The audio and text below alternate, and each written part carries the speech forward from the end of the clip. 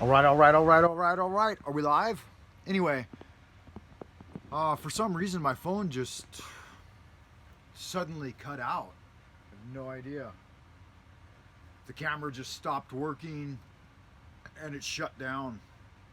So, welcome back to an hour of synchronicity and magic with Frater Francis Lunas. Cue that intro music.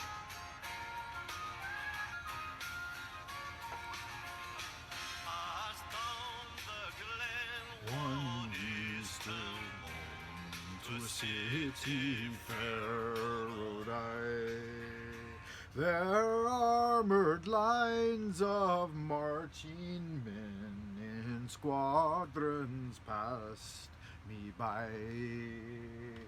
No fife did hum, nor her battle drum did sound its dread tattoo. But the Angelus bells o'er the Liffey swell rang out through the foggy dew. All right, so like I was saying, I was listening to Dark Journalists on the one hand and doing some study, and so I wrote a small prayer in order to focus my attentions. And this was I can't remember the exact hour mark, but like probably at around the second hour mark in DJ's transmission. And I started with this. Is that forward? It's still backward.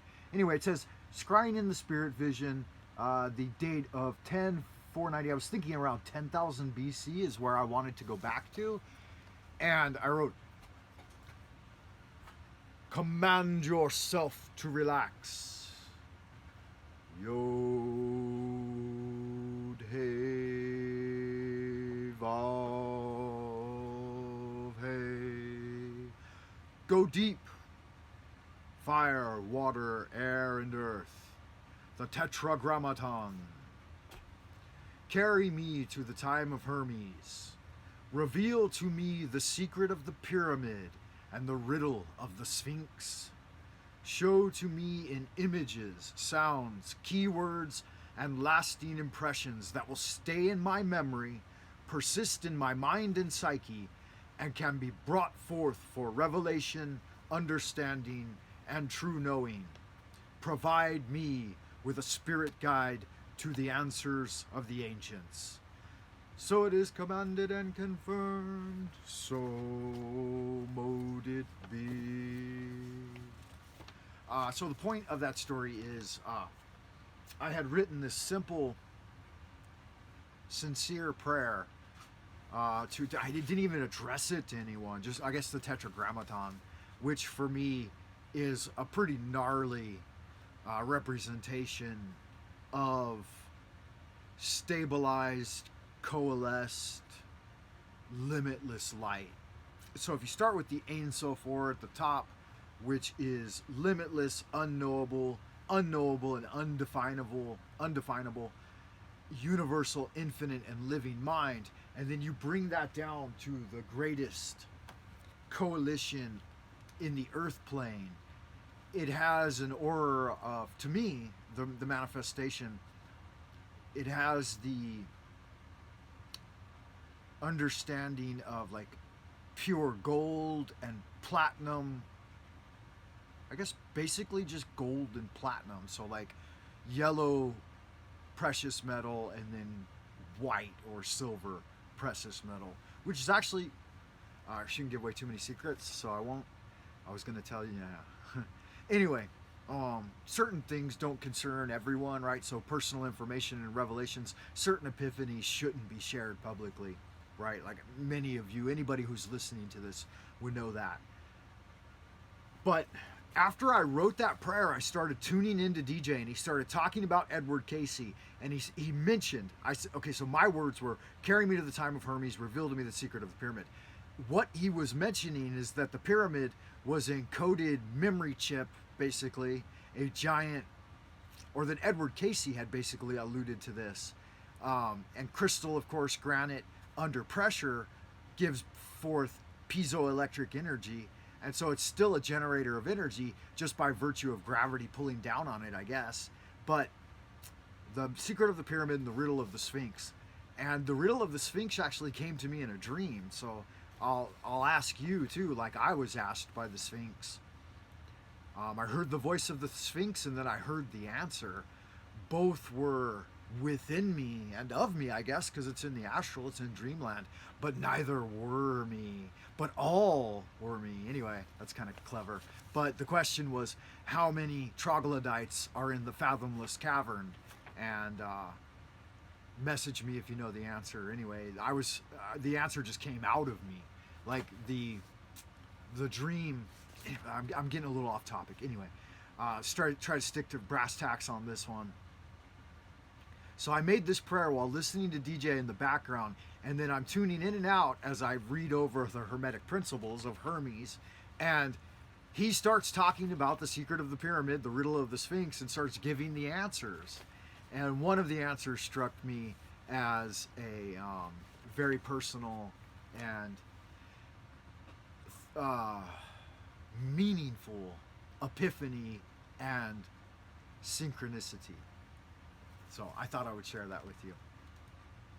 I've been trying to finish this one COVID killer, but I keep putting it out. So I hear you're not supposed to relight cigarettes, but this will be the third time I've relit this bad boy. All you need is a couple of puffs of that stuff to ward off the cooties.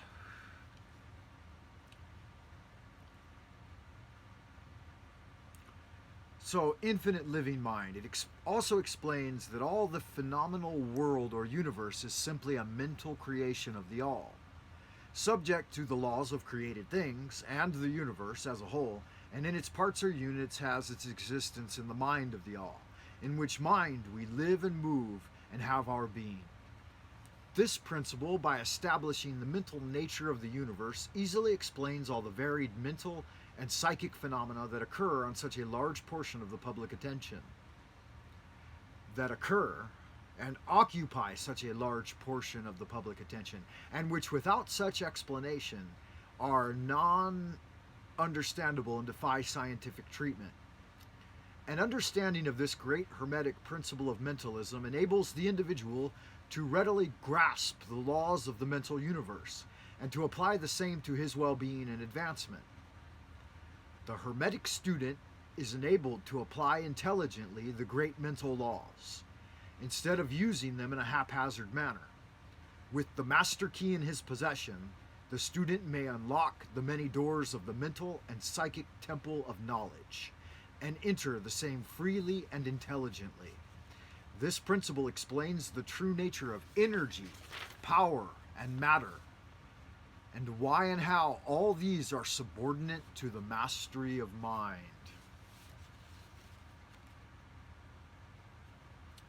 So, they're subordinate, secondary, right, to energy, power, and matter, are secondary to mastery of the mind. As we know, mastery of your faculties and your future is by definition the great work. As we may know, love is the law, love under will, and magic is defined as an ceremonial operation that uses the human will to cause change to occur in the material universe.